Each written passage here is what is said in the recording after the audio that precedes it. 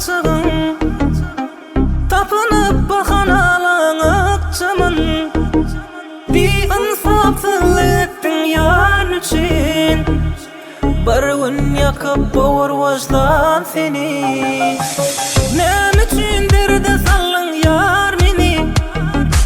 yadı bar mı süyüymüzün kimi puşman oluvıyla dönsün eğer bedbahtlar için ağıtar beni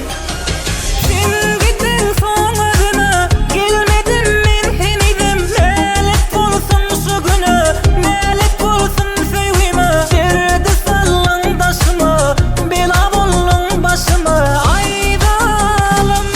sen gittin son adına gelmedim men henidim melek bolsun şu günü melek bolsun süyüme derdi sallın taşıma bela bollun başıma aydalım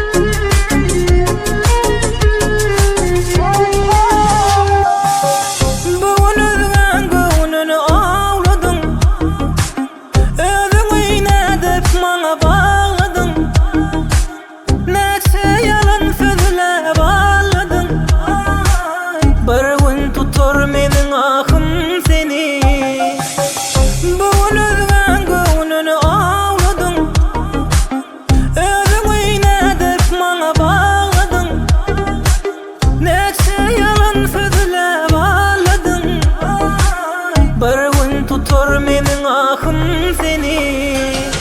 sen gittin son adına gelmedim men henidim melek bolsun şu günü melek bolsun süyüme derdi sallın taşıma bela bollun başıma aydalım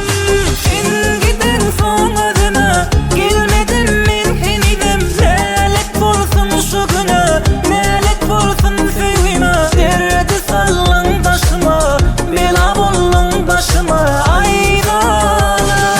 sen gidin son ödüme gelmedim men henidim nelet bolsun şu günü